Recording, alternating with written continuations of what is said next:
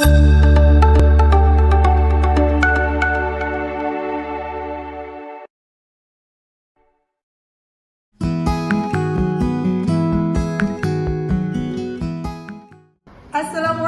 warahmatullahi wabarakatuh. Halo, perkenalkan nama saya Siti Mukaromah. Saya calon guru penggerak angkatan 11 dari SDIT Al-Fatih. Di video ini, saya akan menunjukkan hasil aksi nyata saya tentang diseminasi budaya positif di lingkungan sekolah saya, yaitu SDIT Al-Fatih. Jangan pakai itu loh.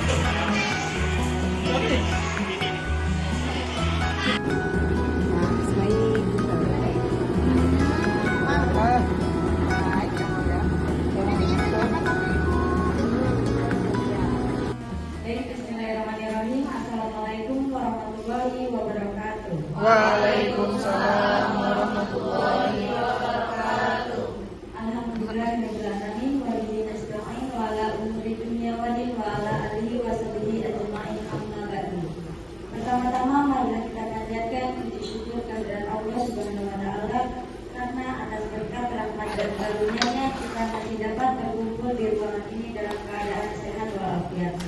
Kedua kalinya salawat beriring salam tidak lupa kita sanjungkan kepada junjungan kita Nabi Muhammad Sallallahu Alaihi Wasallam. Semoga kita mendapatkan syafaatnya dan mendapatkan syafaatnya yang mutlak. Amin amin ya rabbal alamin. Yang selanjutnya yaitu sebelum memulai acara ini, mari kita buka dengan bersama-sama membaca lafaz basmalah. Bismillahirrahmanirrahim. Yang selanjutnya yaitu yang saya hormati kepada Kepala Sekolah SDIT Al-Fatih Banjarbulan, kepada Ustazah Italia SPD. Yang selanjutnya yaitu pengarahannya, kami persilahkan.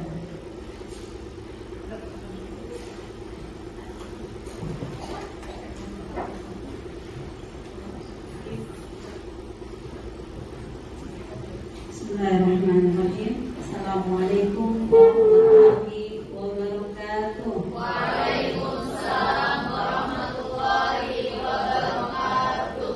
Alhamdulillah rabbil alamin wa bihi nasta'in wa ala umuri dunya waddin wassalatu wassalamu ala asyrofil anbiya'i wal mursalin wa ala alihi wa sahbihi ajma'in amma ba'du.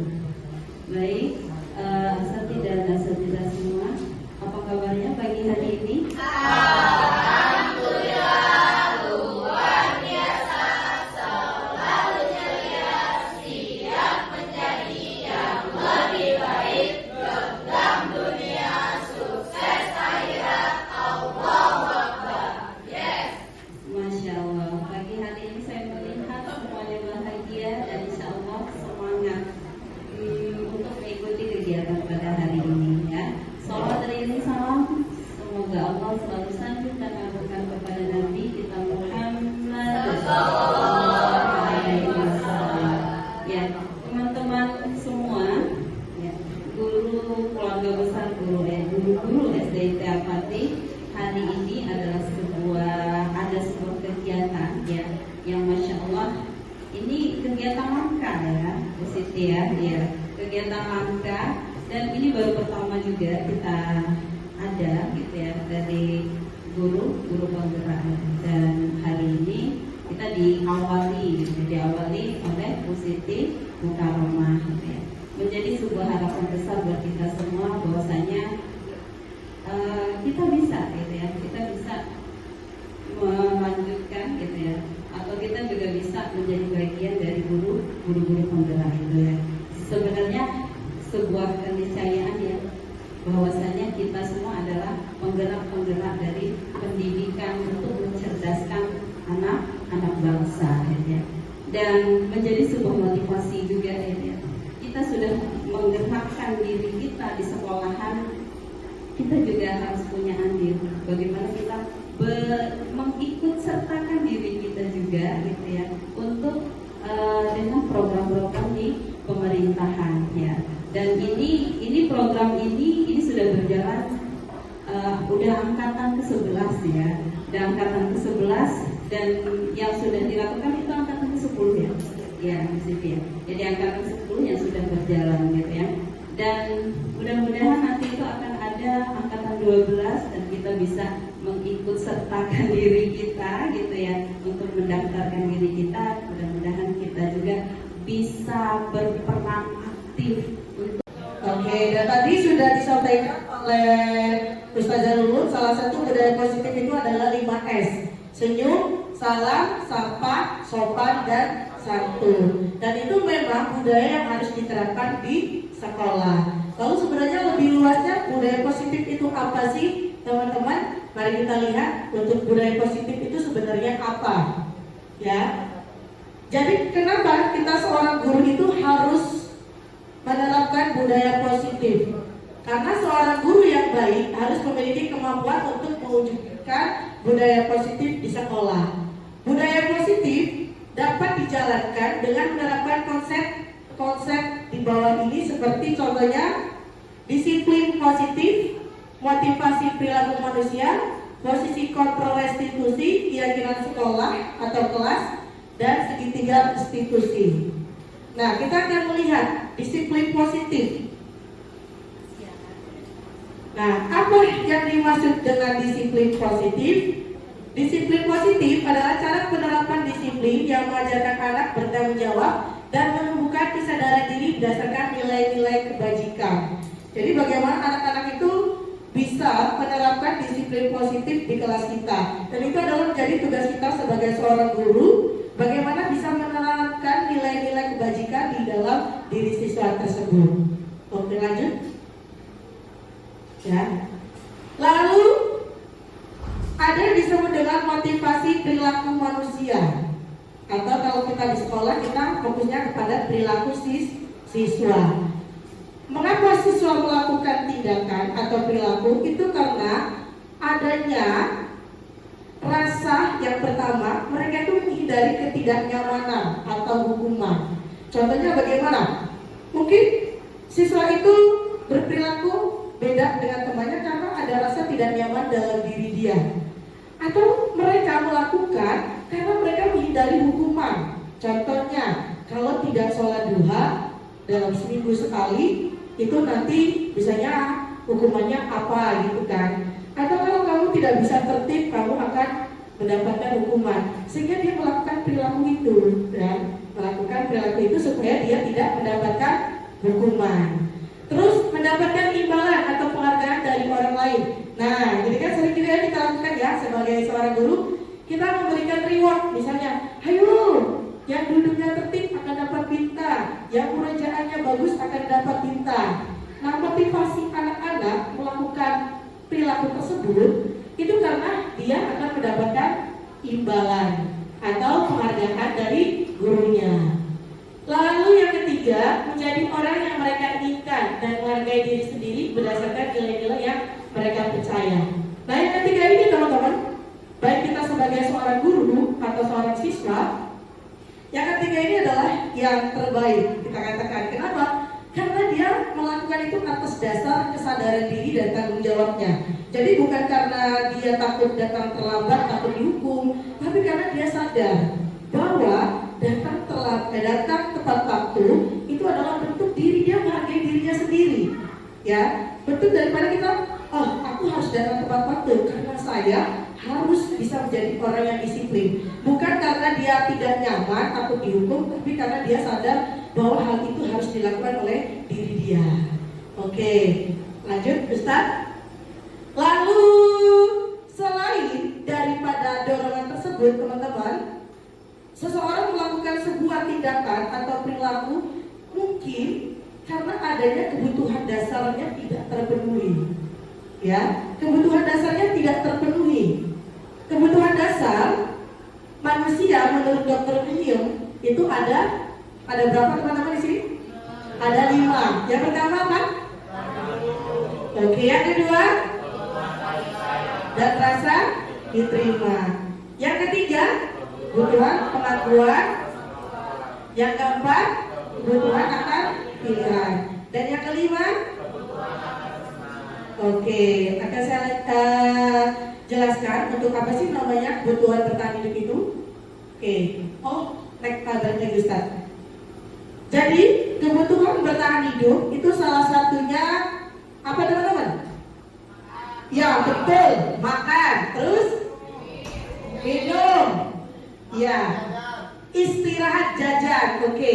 Nah, kalau kita sebagai seorang guru mungkin ada melihat anak-anak itu udah ketika saat belajar dia sudah berontak gitu kan, pingin keluar, pingin istirahat, pingin keluar, pingin makan. Ya kita amati, ternyata mungkin kebutuhan dia untuk bertahan hidup ini belum kita berikan dengan kita mengambil waktu jam makan mereka, gitu kan? Akhirnya mereka merasakan lapar. Karena lapar, kalau kita sendiri, kalau orang dewasa kita kalau lapar bisa fokus nggak sih teman-teman? Enggak kan? Kita juga mesti dulu lapar, pingin makan, gitu kan? Maka ini bisa jadi salah satunya anak itu berperilaku yang tidak baik, ya. Itu karena dia kebutuhannya tidak terpenuhi. Nah yang kedua, kebutuhan kasih sayang dan rasa diterima. Mungkin kalau di kelas, teman-teman melihat ada siswa kita yang perilakunya itu spesial, ya spesial. Pokoknya ada aja dia tuh perilakunya yang bisa kita ngejelasin dia melempar apa gitu kan, atau dia ngapain. Coba kita amati, sebenarnya dia kenapa gitu kan. Mungkin kita belum memberikan di awal masuk kelas, dia ini terlambat gitu kan. Nah, kita tidak menegurnya dengan sesuatu yang tidak menyinggung dia. Akhirnya dia merasa diri dia, waduh aku tadi sudah dimarahin nih, saya cuma pingin guru saya itu ngerti kenapa sih saya terlambat, tapi justru malah saya tidak diberikan itu gitu kan. Sehingga dia merasa bahwa diri dia tuh gak mendapatkan kasih sayang dan rasa diterima. Ya, rasa diterima itu contoh, misal nih saya berikan contoh Clara ya teman-teman. Clara itu suka enggan masuk sekolah. Dia kan suka ngambek, dulu nggak mau sekolah, kalau mau sekolah nangis gitu kan. Ternyata ketika saya tanya sama orang tuanya, itu dia merasa bahwa teman-temannya itu tidak mau berteman dengan dirinya. Nah, berarti di sini dia yang tidak terpenuhi apa teman-teman? Kasih sayang dan rasa diterima oleh teman-temannya. Nah ini tugas kita sebagai seorang guru, bagaimana bahwa teman-teman itu harus bisa menerima semua teman-temannya di dalam kelas tanpa membeda-bedakan. Nah ini jadi kita di sini, si Clara tadi. Lalu kebutuhan pengakuan atas kemampuan. Ini kalau kita melihat murid-murid kita, misal nih ketika maju, ternyata anak itu bisa menjawab pertanyaan kita, atau dia bisa menyampaikan pendapat kita. Nah ketika dia selesai, dia duduk, dia justru malah mukul-mukul meja, atau dia malah mencoret-coret kertas, mencoret-coret meja. Dia kenapa gitu kan? Kamu tadi udah bagus maju ke depan, kenapa sekarang malah kamu gitu kan? Mungkin kita ada yang lupa teman-teman, dia butuh pengakuan atas kemampuan dia. Si anak itu kita butuh. Mungkin tadi waktu anak itu maju atau menjadi kita tidak memberikan apresiasi. Ya, tidak memberikan apresiasi. Wah, luar biasa. Atau dengan tepuk-tepuk apa sehingga dia merasa diakui kemampuannya. Atau mungkin juga anak-anak yang prestasi seperti contohnya tuh kalau kita suka ya di satu upacara hari Senin, anak-anak yang berprestasi kita akui kemampuannya gak cuma di dalam kelas, tapi di lapangan sehingga semua rekan-rekannya, teman-temannya di sekolah itu tahu bahwa dia memiliki prestasi. Nah selanjutnya pilihan ini maksudnya teman-teman, anak itu kadang dia mempunyai keinginan tapi dia tidak bisa menyampaikan keinginan. Lalu kita meminta anak itu sesuai dengan apa yang kita mau. Contoh mungkin di dalam pembelajaran, sebenarnya anak itu tidak mampu. Contoh nih, ketika kita nyuruh anak membuat gambar, ya, kita minta pokoknya anak-anak sekalian gambarnya itu harus sama seperti punya ustazah, gak boleh beda. Ketika anak itu sudah mencoba, dia kepinginnya, dia berkata, aku tidak mau menggambar itu ustazah, aku punya keimajinasi atau keinginan saya untuk menggambar-gambar lain, tapi kita nggak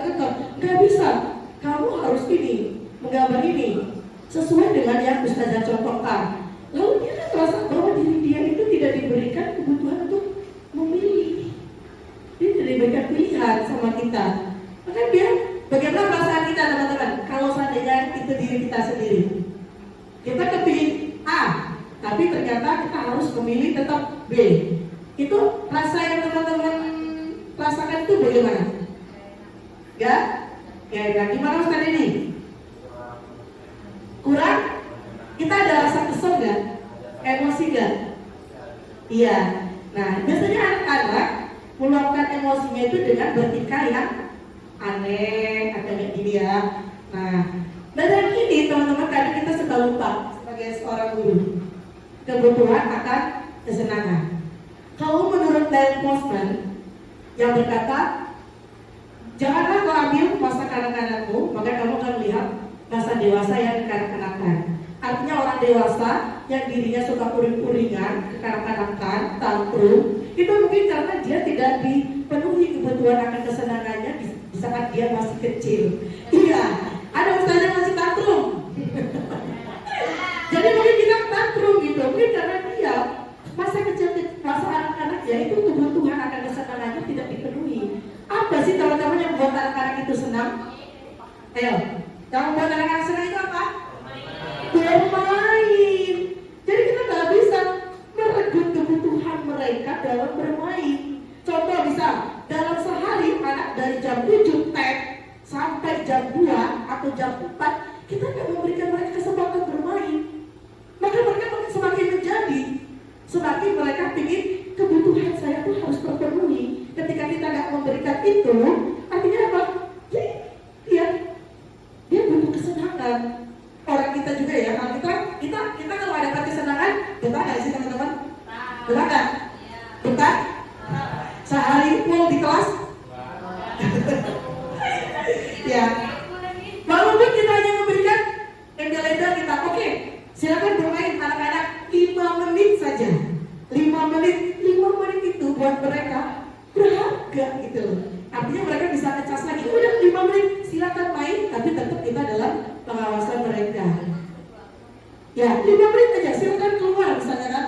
Keluar 5 menit bermain, nanti kalau 5 menit silakan masuk kembali. Nah, kita sedang memberikan apa? Kebutuhan akan kesenangan mereka. Ya. Oke, sampai di sini paham teman-teman? Paham? Oke. Untuk sesi tanya jawabnya nanti aja ya. Oke, kita lanjut ya. Ustaz. Nah, jika kita menghadapi perilaku anak-anak kita, ketika dia tidak mendapatkan kebutuhan tadi, kebutuhan dasarnya, kita harus memposisikan diri kita sebagai berikut nih. Ada namanya 5 posisi kontrol restitusi. Kita mau bagaimana nih? Yang pertama, guru sebagai penghukum, ya. Yang kedua, guru sebagai pembuat bermasalah. Yang ketiga, guru sebagai teman. Yang keempat, guru sebagai pemantau. Dan yang terakhir adalah guru sebagai manajer. Mari kita lihat, kita sebenarnya selama ini menggunakan posisi kontrol yang mana? Ya, silakan kita sambil diri kita sebagai seorang guru, kita sambil introspeksi diri. Sebenarnya yang paling kita pakai itu posisi kontrol kita itu yang seperti apa sih? Oke, kita lihat next, Ustaz. Oke. Nah, yang pertama guru sebagai penghukum. Kita lihat ciri-cirinya. Guru sebagai penghukum itu seperti apa? Seorang penghukum bisa menggunakan hukuman fisik maupun verbal. Orang-orang yang menjalankan posisi penghukum senantiasa mengatakan bahwa seseorang itu perlu mendisiplinkan, ya. Menekankan murid lebih dalam lagi, guru menerapkan posisi penghukum. Kata-kata yang sering dipakai oleh guru yang posisi penghukum yang pertama, patuhi aturan saya. Atau awas ya, kalau kamu gak ngikutin, nah kamu nanti saya keluarin nih. Nah terus kalau misalnya nih ada siswa gak bisa jawab, keluar kalimatnya, kamu salah lagi, selalu aja salah, kamu lagi, ya gitu. Terus ini kalau kita sudah lihat murid yang lambat, mungkin ya kalimat yang dikeluarkan gini, selalu kamu lagi yang terakhir, kamu lagi, ya, kamu lagi yang terakhirnya selesai. Waduh, menyadari, mungkin teman-teman enggak ya, tapi saya pernah melakukan ini. Saya pernah di posisi ini, tapi kalau teman-teman enggak, saya pernah dengan kalimat ini, selalu kamu yang terakhir, gitu kan? Karena sebelum saya mempelajari posisi kontrol, saya masih pakai ini, ya. Oke, lalu yang selanjutnya, Ustaz, guru sebagai merasa bersalah. Ini kalau di film itu namanya apa teman-teman? Melankolis ya. Melankolis. Yang gurunya itu membuat siswa itu merasa bersalah, tapi dengan nada yang lembut. Dengan nada yang lembut. Iya, ngomongnya lembut tapi membuat orang itu merasa bersalah. Contohnya, Ustazah kecewa banget sama kamu. Kamu sih tadi begitu. Nadanya lembut, tapi iya. Ya, tadi kan misalnya kita ngomongnya begini sama Ustaz ini, sama Ustaz, gimana coba? Kan kamu gak begitu. Kamu tahu kan kalau perbuatan kamu itu salah. Nah, ya bahasanya begitu, ngomongnya lembut dan biasanya itu pakai gesturnya itu agak-agak bersedih, menyindir gitu. Pakai gesturnya itu soalnya, aduh gimana nih waktu kamu begini. Soalnya biar merasa orang itu kita tuh apa ya? Apa benar? Iya, kita tuh dikecewakan banget gitu kan. Ini kita sering kayak gitu kan, kayak mungkin kalau udah capek ngomong itu kita membuat merasa bersalah. Oke, lanjut Ustaz. Nah, guru sebagai teman. Guru sebagai teman ini ada dampak negatif, ada dampak positifnya. Ini bagus sebenarnya karena kita bisa menganggap siswa itu seperti teman kita. Tapi biasanya kalau diterapkan di SD, karena anak-anak SD itu belum mengerti batasan mungkin ya. Ini biasanya ada dampak negatifnya, siswa itu jadi contoh kayak ngalem. Jadi kayak misalnya, iya gini gitu ya, agak-agak manja gitu biasanya anak ini. Kalau di anak SD dampak negatifnya begitu. Cuma ada positifnya teman-teman. Positif di sini berupa hubungan baik yang terjadi antara guru dan murid. Guru posisi teman menggunakan hubungan baik dan humor. Anak-anak suka dengan guru tersebut. Biasanya dia lebih mendengarkan gurunya ketika dia memposisikan dirinya sebagai seorang teman. Cuma dampak negatifnya anak itu juga akan tergantung sama si guru tadi. Aku cuma mau sama guru itu, aku ngajarnya cuma mau sama guru itu, kalau nggak sama guru itu aku nggak mau, kan? Nah itu dampak negatifnya. Tapi dia bagus. Kalau di SMA bagus ya kalau ini guru sebagai teman, karena memang usia mereka itu kan kalau tipe pendidikan dalam Islam, kalau sudah usia berapa? Mulai 15 ya kalau salah ya. Itu kita harus memposisikan diri kita sebagai seorang teman. Tapi kalau usia SD, kita mendidik dengan posisi sebagai apa? Menjadikan mereka tentara. Mereka adalah tentara. Oke, lanjut Ustaz. Nah, ini guru sebagai pemantau. Memantau berarti mengawasi. Pada saat kita mengawasi, kita bertanggung jawab atas perilaku siswa kita. Ini bagus juga, saya katakan. Artinya guru itu selalu memantau perilaku siswa. Matanya itu tajam, jeli, ada 6. Kalau ternyata kita 2, tapi kita jadi ada 6. Bisa melihat sana, kemari, sana, sini. Sehingga kita tahu kalau misalnya anak itu salah, kita tuh tahu siapa sih sebenarnya dan kenapa gitu kan. Kenapa dia bisa melakukan ini. Dengan menggunakan pemantau berdasarkan pada peraturan dan konsekuensi dengan menggunakan sanksi atau konsekuensi. Biasanya tim pemantau itu sudah menyampaikan dulu, jika kalian seperti ini, kalian akan mendapat ini. Jika kalian begini, kalian akan memperoleh ini. Itu adalah pemantau. Jadi dia tidak serta-merta langsung memberikan hukuman kepada siswa, tapi dia melihat terlebih dahulu. Waalaikumsalam. Oke, silakan lanjut Ustaz. Silakan duduk Ustaz. Nah, wow, Panjang sekali nih. Guru sebagai manajer. Oke, guru sebagai manajer. Manajer itu apa sih teman-teman? Manajer? Manajer? Apa? Pengendali. Oke, manajer. Posisi terakhir dari 5 posisi kontrol itu adalah manajer.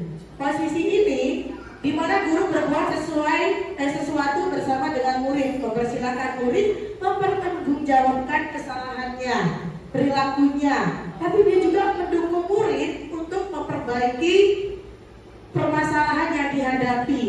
Nah ya, jadi ini kalau manajer, teman-teman, posisi yang terbaik kita sebagai seorang guru di antara 4 yang tadi, ini adalah yang paling baik. Kenapa? Kalau manajer itu dia gak langsung main serta-merta menyalahkan, tapi dia akan mengajak diskusi terlebih dahulu kepada si anak. Contohnya, apakah kamu berbuat salah tadi itu dikarenakan apa? Gitu. Tapi kita tidak langsung menghukum. Kamu lagi pasti kamu terlambat ya karena kamu gak datang. Anak kamu bangunnya kesiangan, jadi kamu datangnya terlambat. Padahal kita nggak pernah tahu anak itu datang terlambat permasalahannya apa. Tapi kita langsung memberikan hukuman, langsung kita memberikan hukuman. Udah, kamu tunggu di luar, silakan kamu berdiri gitu ya. Tapi kalau posisi manajer ini tidak seperti itu. Posisi manajer menyelesaikan masalah dengan namanya segitiga restitusi. Ada yang pernah dengar teman-teman? Segitiga restitusi? Belum? Oke, boleh di next. Jadi apa sih segitiga restitusi? Nih, ada 3 tahapan. Lanjut Ustaz. Namanya lanjut Ustaz. Ya, tahapan segitiga restitusi. Ini tahapannya teman-teman. Yang pertama, menstabilkan identitas. Yang kedua, validasi tindakan yang salah. Dan yang ketiga, menanyakan keyakinan. Sampai di sini bisa dipahami ketiga ini? Sebenarnya apa sih menstabilkan identitas? Ya, kita lihat. Oke, menstabilkan identitas. Slide, lanjut Ustaz. Menstabilkan identitas. Oke, sebelumnya tepuk 1, tepuk 1, tepuk 2, tepuk 3, tepuk 4, tepuk 4, tepuk 5. Oke, menstabilkan identitas. Oke, di sini yang para emak-emak dan bapak-bapak, kalau kita misalnya nih mau berangkat bekerja, padahal kita sudah lihat dari tadi malam itu kita sudah mau pagi itu beres semua. Ternyata paginya tidak beres. Langsung aja suami bilang, makanya kamu tuh kalau bangun cepetan, gak usah gini. Kenapa waktu gak selesai? Itu kalau kita diposisikan seperti itu, perasaan kita bagaimana teman-teman? Malah balik. Malah balik kan, akhirnya terjadilah sebuah perdebatan Ustaz. Jangan sampai berdebat, berdebat aja kita. Ya, sama dengan posisi siswa kita. Ketika dia bersalah,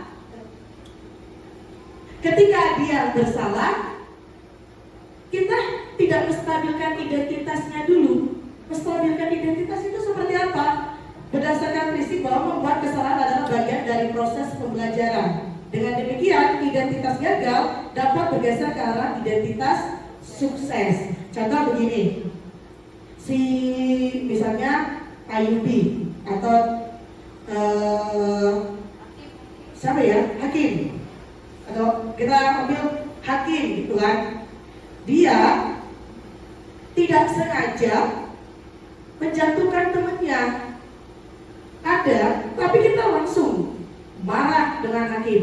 Hakim lagi, kamu lagi ngelakuin teman yang celakain lagi gitu. Kita nggak tanya dulu, padahal seharusnya kita stabilkan dulu identitas hakim. Dengan kaya mungkin kita dudukkan dulu hakimnya. Hakim, tadi si itu jatuh ya waktu jalan depan hakim. Iya Ustazah, kok bisa ya dia jatuh? Tadi kan dia di situ akan merasa, oh saya akan didengarkan nih. Kita ditanya dulu, kamu kenapa kok dia tadi bisa terjatuh? Dia akan merasa tenang duluan. Gak apa-apa, cerita aja, wajar, namanya bermain. Pasti akan ada kala kalau kita terjatuh atau kita terjatuh. Nah, di situ kan mulai dia hatinya dia tenang gitu kan. Tapi kalau bayangin teman-teman, tiba-tiba ada seseorang yang jatuh di samping hakim, padahal dia tidak bersalah, dan anak itu sudah meraung-raung, kita langsung bilang, hakim, sini kamu. Lalu kita, sini. Itu perasaan dia bagaimana? Kan dia takut kan. Berbeda dengan kita memanggilnya dulu, kita ajak ngobrol dulu, sampai kita katakan ke dia, wajar. Kalau tadi anak itu terjatuh, mungkin dia tadi jalannya gak hati-hati. Namanya juga kita bermain hakim. Kalau masih bermain pasti akan ada ini. Nah, di situ dia akan mulai, oh, saya bisa jujur ini. Lalu dia akan jujur. Kalaupun misalnya dia menjatuhkan, dia akan jujur. Dia jujur. Iya, Ustazah, tadi kan aku lagi main, terus lagi lari. Nah, pas dia lari, kaki saya giniin. Nah, apa bahasanya teman-teman? Cegal ya? Cegal. Saya giniin Ustazah. Pluk, katanya kan. Di situ. Tapi poin dari kestabilan identitas, yang pertama apa teman-teman? Anak menjadi tenang. Selain itu, anak jadi jujur. Yang ketiga ada anak merasa dihargai dan didengarkan. Nah, kalau sudah menstabilkan identitas, si anak udah bisa diajak bicara dengan ketenangan, kita akan lanjut namanya ke validasi tindakan yang salah. Kan tadi kita sudah nanya tuh dengan si hakim dan ngobrol, kenapa dia terjatuh? Wajar dong wajar hakim kalau mungkin di saat bermain anak-anak itu terjatuh, ada teman kita terluka, baru kita validasi tindakan yang salah. Terjatuhnya si anak itu karena apa? Tanya ke hakim, kira-kira kenapa tadi Kim? Yang tadi Ustazah, saya itu mainan sama dia, tapi saya agak kesel sama dia karena dia mungkin mengambil milik dia. Nah pas dia lari, ya udah saya jegal aja, akhirnya dia terjatuh. Nah di sini kita memvalidasi kepada si hakim. Setelah dia jujur, kita katakan, oh gitu ya. Tapi ya tadi dari hakim itu menjegal temannya. Iya Ustazah, kalau menjegal temannya itu perbuatannya benar atau salah? Nah, dia akan berkira, iya salah Ustazah. Akibatnya kenapa? Termasuk jadi terjatuh. Kalau terjatuh, dia bisa terluka, berarti temannya tersakiti. Kita memvalidasi itu. Yang salahnya si hakim itu mana? Salahnya di menjegal. Tapi hakim Ustazah tahu kenapa hakim melakukan itu, karena tadi misalnya siapa ya teman jegal si hakim? Akar, karena si akar mengambil pensil kamu tanpa izin, maka kamu marah. Tapi perbuatan hakim tidak tepat kalau emosi kita dilampiaskan dengan hal yang tidak baik. Setelah kita validasi teman-teman tindakan yang salah ini, baru kita lanjut ke namanya membuat keyakinan. Ya, menanyakan keyakinan. Kita tanya, hakim kan sudah mengakui itu kesalahannya, dan kita sudah menjelaskan bahwa tindakan itu salah. Baru kita tanya ke dia, berarti hakim sudah tahu ya kalau perbuatan itu salah. Kira-kira untuk memperbaiki perbuatan kamu, apa sih yang harus kamu lakukan? Kita tanya dulu ke dia. Kira-kira dia tahu nggak apa yang harus dia lakukan? Kan? Untuk memperbaiki kesalahanmu, sebaiknya kamu harus ngapain? Mungkin kalau ada anak-anak yang cerdas, itu akan berkata, saya harus mengobati dia Ustazah. Atau dia akan bilang, saya harus minta maaf dengan dia. Kita buat dulu keyakinan ini. Kalau seandainya kamu sudah meminta maaf, kamu akan apa? Saya tidak akan mengulangi itu. Nah, dia akan bilang gitu misalnya, oke, berarti di sini untuk memperbaiki kesalahan hakim, karena tadi sudah melukai temannya, yang pertama yang harus dilakukan hakim apa? Meminta maaf. Yang kedua, mengobatinya. Yang ketiga, iya, berjanji tidak akan melakukan lagi. Nah ini namanya dia penyelesaian masalah dengan cara apa tadi namanya teman-teman? Segitiga restitusi. Jadi kita proses menyelesaikan masalah dengan tahapan segitiga restitusi. Yang pertama tadi apa? Pinter sekali, Masya Allah. Menstabilkan identitas. Yang kedua, validasi tindakan yang salah. Yang ketiga baru menanyakan keyakinan. Oke, lanjut Ustaz. Oke, paham ya teman-teman untuk materi tadi? Bisa? Oke. Pertanyaannya, sejauh ini kita sebagai seorang guru, posisi manakah yang sering kita terapkan ketika menghadapi anak yang bermasalah? Ya, silakan teman-teman jawab pertanyaan itu di sticky note ini, ya. Nanti kita pasang sticky note-nya tempel di sini. Di sini ya, Ustazah Sabarina, Ustaz Sugi. Oke, kita tolong Ustazah tolong dibagikan ya. Oke, silakan.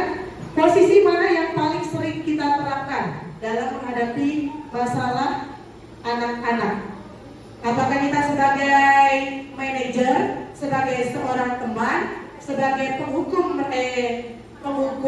atau pembuat merasa bersalah, atau satunya lagi sebagai apa ya tadi? Pemantau. Pinter banget Ustazah ya, Masya Allah. Ya, saya kasih waktunya 5 menit, 3 menit aja. 3 menit, silakan. Posisi mana yang paling sering kita pakai? Ya. Tulis aja. Tapi posisi itu ditulis dengan masalahnya. Maksudnya misalnya si ini ribut dengan ini, saya memposisikan diri saya sebagai manajer dengan tidak langsung menghukum atau apa gitu ya. Oke. Satu masalahnya ditulis. Oke. Nanti kalau sudah boleh ditaruh di Ustadz juga boleh mengisi. Dibagi nggak tadi sticky note-nya masih nggak Ustazah Pipin?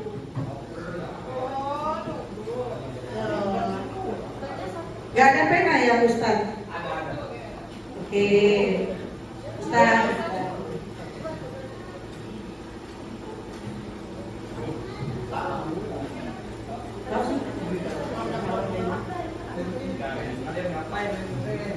Ya. Jadi satu kasusnya aja, satu masalahnya. Sikat aja Ustaz. Misalnya mengatasi siswa yang mengamuk karena apa gitu, dengan psikokontrolnya apa. Ya. Tulis saja nama singkat teman-teman dalam kurung, misalnya Ustaz Dedi, Ustaz Jo. Iya. Enggak usah, singkat aja. Intinya permasalahannya apa, misalnya merela anak berantem karena rebutan apa. Kalian di posisi mana? Apakah langsung posisi penghukum, langsung mengajak dua orang itu diberi hukuman, berdiri angkat satu kaki, lari lapangan, bisa begitu? Atau kita sebagai teman mengajak dia berdiskusi, atau sebagai manajer dengan menerapkan segitiga restitusi. Saya rasa mungkin teman-teman di sini sudah ada yang menerapkan dengan cara segitiga restitusi ya. Ya Ustaz.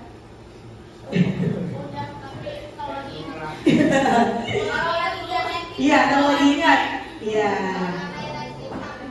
Ya, segitiga restitusi. Ya, wajar lah kita kan juga masih berproses ya teman-teman. Karena belajar itu kan gak pernah ada akhirnya. Selama kita masih bernapas, selama itulah kita selalu belajar. Sudah? Boleh ditempel di sini, Ustaz? Kalau sudah, oke. Boleh ditempel di sini.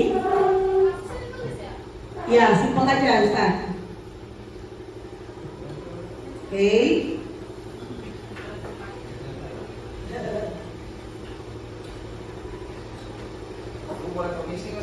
Boleh. Kan tadi jadi kesepakatannya izin ketika mau keluar. Oke. Oke, 1 menit lagi ya. Silakan. Oke.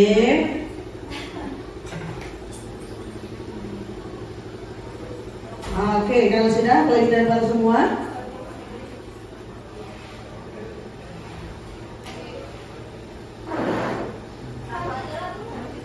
Satu aja, satu.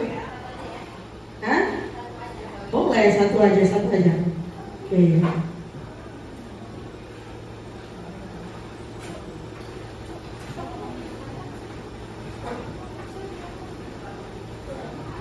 Oh, oke. Silakan.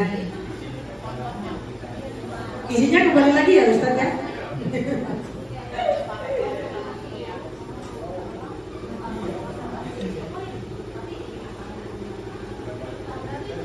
Iya, udah semua ya. Dari sini udah ada semua.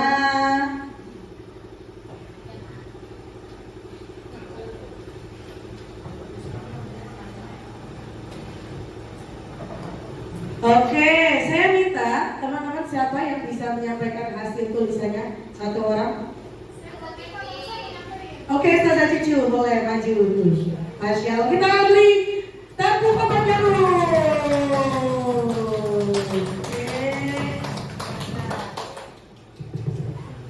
Bismillahirrahmanirrahim, izin menyampaikan ya. Ini kasusnya baru-baru, jadi masih ingat gitu ya. Baru-baru terjadi. Ini kemarin ada beberapa juga ustazah yang melihat. Kasusnya dulu ya, mau cerita ya. Nah, kasusnya ini itu kemarin terjadi di jam-jam terakhir gitu ya.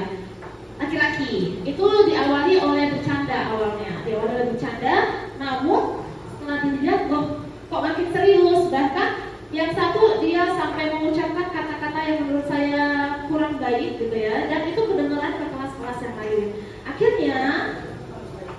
Akhirnya saya panggil, karena kebetulan kan kemarin Ustazah Italia nggak ada, jadi saya pisah 3 orang tersebut ke kantor, saya panggil. Nah, setelah sampai di kantor, saya nggak langsung tanya kepada mereka kenapanya, karena memang saya pas di kelas itu saya tuntaskan dulu emosinya mereka.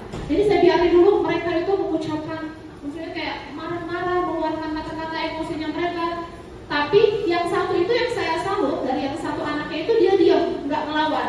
Jadi yang satu emosi, yang satu diam gitu. Jadi yang satu saya tuntaskan dulu. Setelah emosinya selesai, baru saya ajak ke kantor dan saya tanya, saya itu sebagai, saya nggak tahu ya di situ posisinya sebagai perantau atau manajer gitu ya. Tapi sesuai dengan kesepakatan yang dibuat gitu ya, kalau misalnya berantem, ya memang ada poin pelanggaran. Tapi dalam penyelesaiannya saya tanya, silakan untuk teman-teman, Ustazah nggak minta untuk teman-teman langsung menjelaskan secara detail kenapa. Lebih kayak saya minta mereka untuk introspeksi dulu dan menyelesaikan. Bahkan saya sampai bilang, terserah teman-teman mau menyelesaikan dengan cara seperti apa. Kalau dirasa dengan berantem selesai, lanjutlah. Kalau misalnya mau lebih baik, tenang dulu teman-teman, setelah itu diobrolin. Mereka diam bu, oh mau ada Ustazah, ya udah Ustazah keluar dulu. Setelah itu, tapi saya intip, itu dia bilang saya intip bu. Takutnya memang beneran berantem gitu kan, takutnya memang beneran berantem, saya intip. Kemudian mereka setelah 5 menit keluar, Ustazah udah selesai. Karena sebelumnya saya bilang, mohon maaf kalau sebelum tuntas selesainya teman-teman nggak boleh pulang. Kalau masih diem-dieman kayak gini, teman-teman belum boleh pulang. Nah, setelah 5 menitan kayaknya mereka keluar, Ustazah udah selesai. Apanya udah selesai? Iya, kami udah minta maaf, kata mereka. Emang udah tahu salahnya? Oke, masuk lagi. Saya tanya baru. Ada 3 orang kan? Saya tanya, yang ini kira-kira apa? Apa salahnya? Ustazah, saya itu salahnya karena saya bercanda. Saya itu ngambil pecinya dia. Tapi awalnya bercanda, tapi nggak tahunya dianya marah gitu ya. Nah, terus apa yang harus kamu lakuin selanjutnya gitu untuk perbaikan ini? Ya berarti bercandanya nggak boleh berlebihan. Itu yang satu. Yang satunya, kenapa kamu salahnya di mana? Seperti itu kan? Saya salahnya, saya ngedorong Ustazah.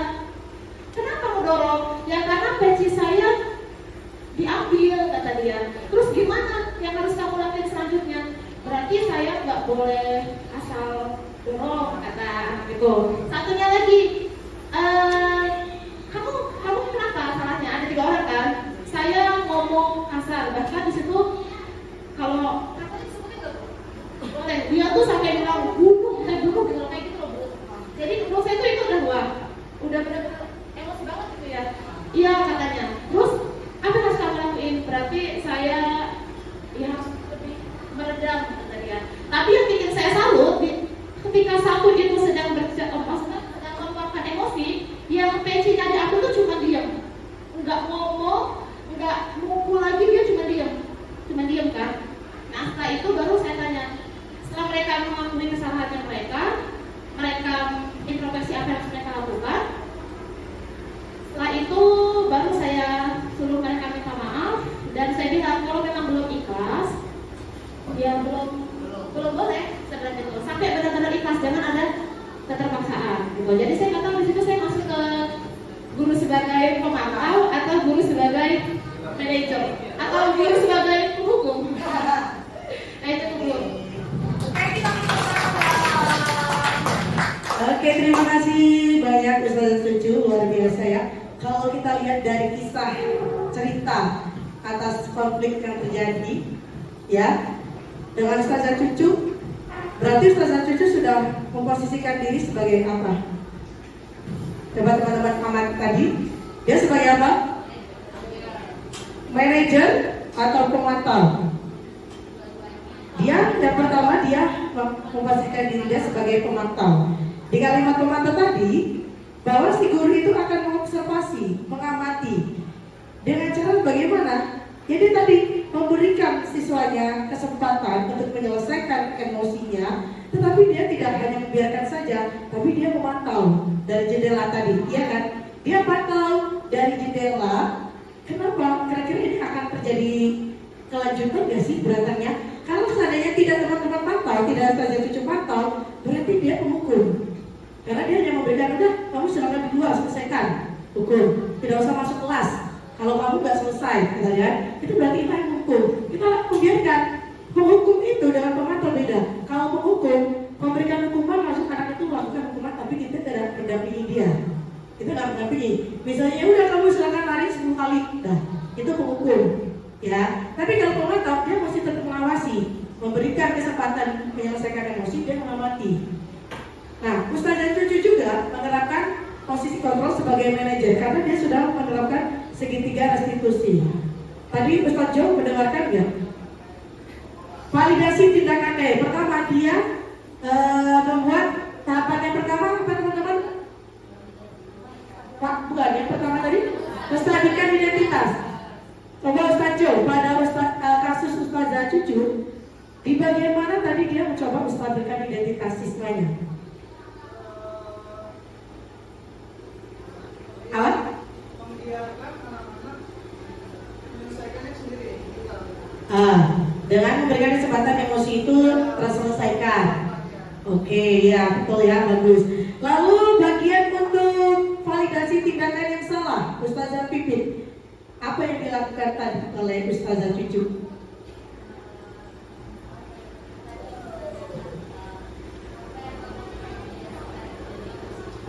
Terus?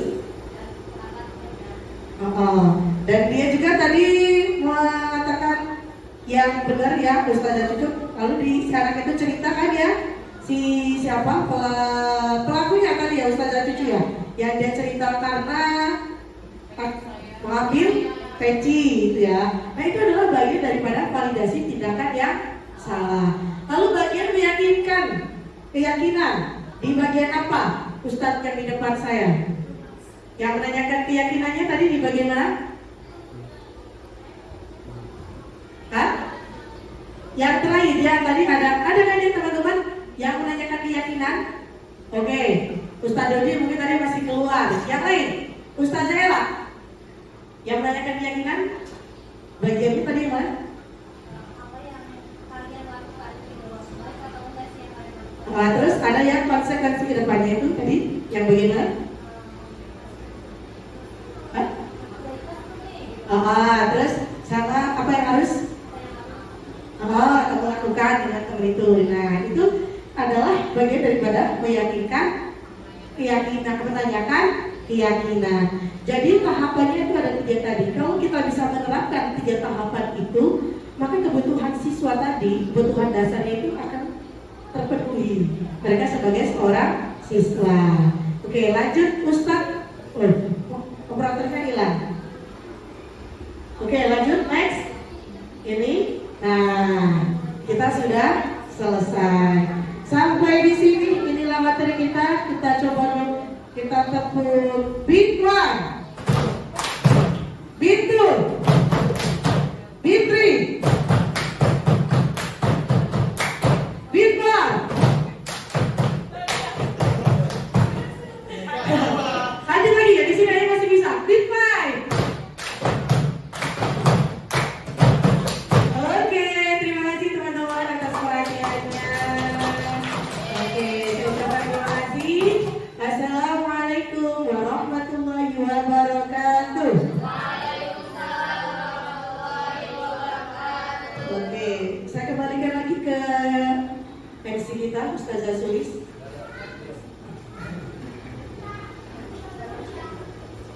Oke, yang selanjutnya yaitu refleksi. Perwakilan dari salah satu. Oke, boleh angkat tangannya dari Ustadz dan Ustazah. Kalian menyampaikan perasaannya ketika mempelajari materi fakta yang didapat. Gitu. Satu orang aja yang belum maju dari tadi. Ustazah Fitri, boleh nanti boleh? Ustazah Fitri, Ustazah Mega sekali aja. Ustazah Mega mau? Boleh. Oke. Ustazah, di sini aja.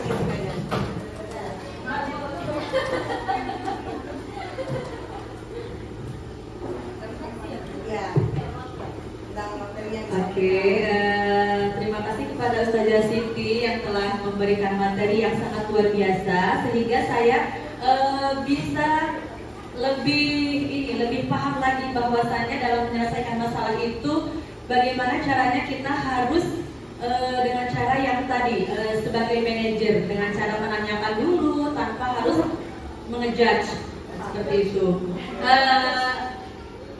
Biasanya kalau saya sih karena sudah capek kali ya di kelas, jadi langsung aja gitu. Mungkin ini sebagai mereview lagi saya bahwasannya kita sebagai guru itu harus dengan cara tadi seperti manajer dengan segitiga tadi apa Ibu saya lupa segitiga restitusi tadi. Terima kasih atas materinya Ibu, membuat saya lebih semangat lagi dalam menghadapi anak-anak kelas 1 terutama.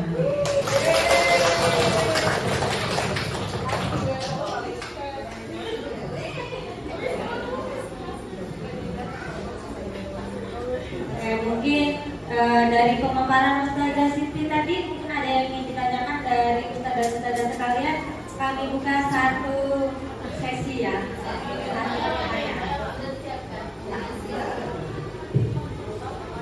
Terima kasih sebelumnya buat Ustazah Siti. Masya Allah gitu ya, materinya bagus banget. Tadi ada satu pertanyaan ketika ada bagian bab 5 kebutuhan dasar manusia. Tadi kan ada kebutuhan akan pilihan anak gitu ya. Tadi Ibu memberikan contoh, kita kasih kesempatan siswa nih mau yang seperti apa dulu gitu, gambar misalnya. Nah ada suatu kasus kita memang harus membuat murid tersebut, ayo silakan ikuti sesuai contoh gitu ya, sesuai tutorialnya gambar seperti ini. Dan di CP pun ada tulisannya tuh misalnya menggambar rumah tetangga sesuai dengan simetris. Jadi kanan kirinya sama gitu ya. Itu CP-nya tuh CP.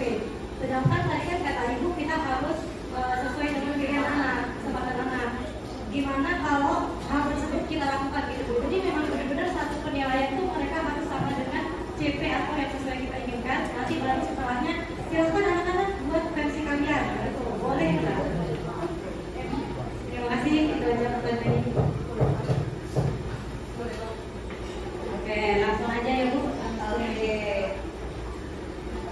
Oke, terima kasih Ustazah Ella, luar biasa sekali ya.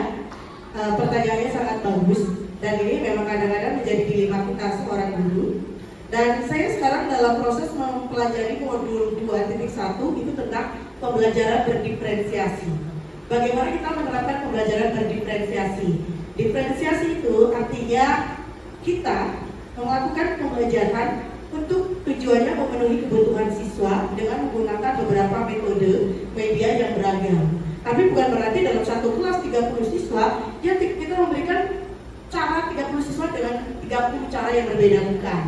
Nah, kalau tadi dinyatakan pilihan, di CP-nya menyatakan bahwa buatlah gambar rumah dengan bentuk yang simetris. Yang dikatakan anak boleh memiliki pilihan itu, guru tidak memberikan contoh yang real, yang artinya misalnya Ustazah Ella itu sudah memberikan contoh bentuk rumah, bagian rumah. Lalu kita menuntut anak harus sama persis dengan contoh Ustazah. Itu yang tidak boleh. Maksudnya boleh pilihan itu simetris. Simetris itu kan artinya misalnya anak itu mau menggambarnya rumahnya itu bentuknya panggung. Ustazah, rumah saya boleh nggak bentuknya panggung, tapi bentuknya harus simetris ya. Kalimat yang utamanya tujuannya harus sama, yaitu adalah simetrisnya. Tapi bentuk rumahnya, model rumahnya itu tidak boleh harus hanya satu. Kenapa? Karena kita mematikan imajinasi siswa. Tapi kita fokusnya di simetrisnya, Ustazah Ella, di bentuk simetrisnya itu. Tetapi bentuk rumahnya, modelnya, rumahnya boleh berbeda, gitu Masnya. Kalau sebagai contoh aja, tapi ini kan untuk awalan, jadi ketika silakan kemudian sama ini gitu. Iya, boleh. Kalau itu kan boleh. Itu adalah prosesnya. Proses kita memberikan cara menggambar rumah. Ini ya. Misalnya kita nih, kalau di kelas 1 mungkin ya kayak kemarin pembelajaran seni rupa, itu kan ada sesuatu yang memang itu caranya sudah paten, yang tidak boleh kita rubah. Sesuatu yang paten, ya udah kita lakukan sesuatu harus sesuai dengan kepatenan tersebut. Tapi mereka bentuknya, gambarnya boleh beda. Misalnya Ustazah Ella tadi kan simetris itu berarti kanan dan kiri itu bentuknya harus sama panjangnya. Tidak boleh kanannya miring, kanannya lebih panjang 1 cm, bawahnya lebih pendek, karena akan mengakibatkan rumah itu menjadi doyong. Kalau bahasa orang tua doyong. Bahasa Indonesianya apa teman-teman? Miring. Nah, itu yang dimaksudkan Ustazah, proses pembuatan garisnya. Tapi yang boleh pilihannya adalah bentuk-bentuk rumahnya. Kalau prosesnya boleh sampai bilang simetris itu begini nah. Nih, kalau kamu mau membuat lingkaran, yang lingkaran itu bentuknya harus lingkaran simetris. Nggak boleh lingkaran itu yang sebelahnya agak ini kan jadinya lonjong. Gitu. Oke, sampai sini Pak.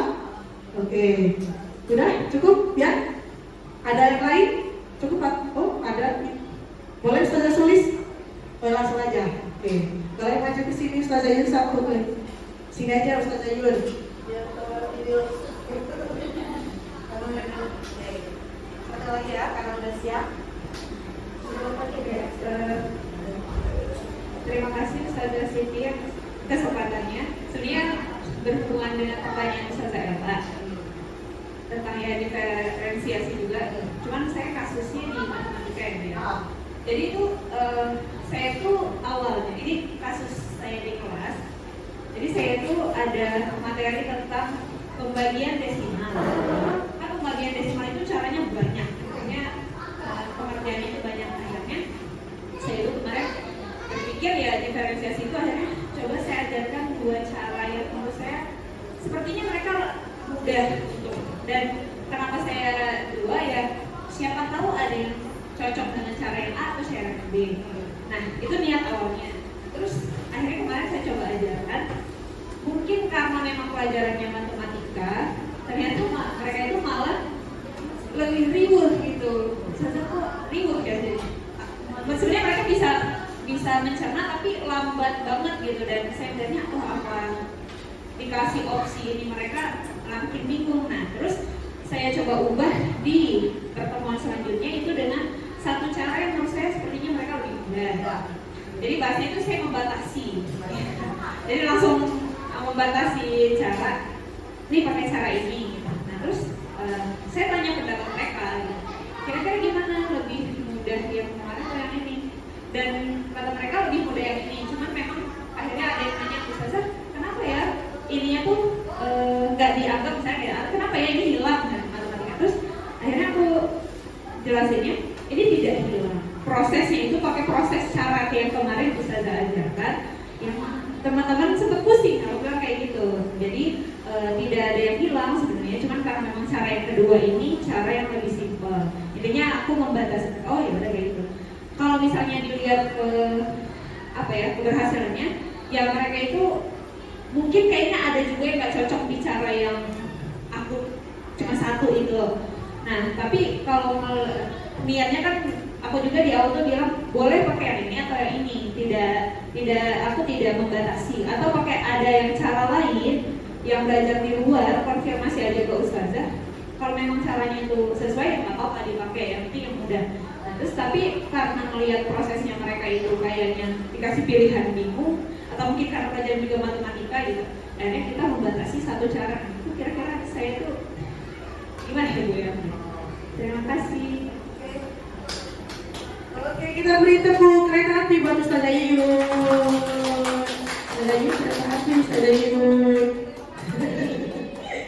Oke, kalau kita amati dari kasusnya Ustazah Yuyun, sebenarnya Yuyun itu justru dia sudah memberikan kebutuhan kebebasan atas pilihan tadi.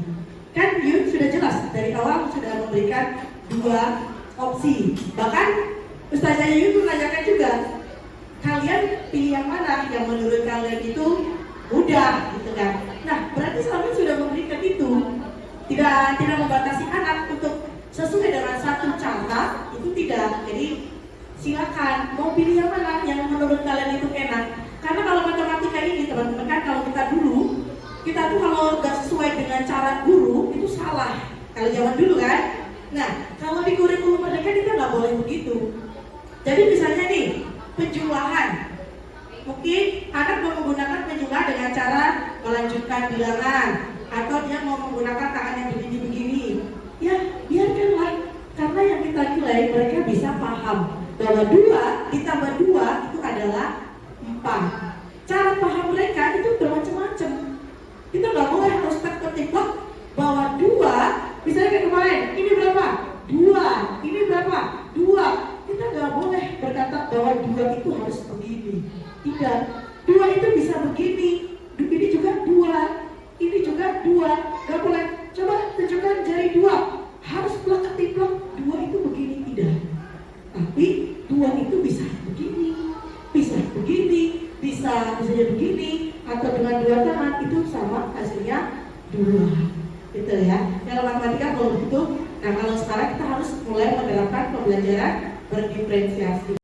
Demikianlah video singkat saya tentang diseminasi budaya positif di lingkungan SDIT Al-Fatih. Semoga video ini dapat menginspirasi rekan-rekan guru sekalian dalam menjalankan aktivitasnya sebagai seorang guru. Akhir kata, terus bergerak, dan menggerakkan. Wassalamualaikum warahmatullahi wabarakatuh.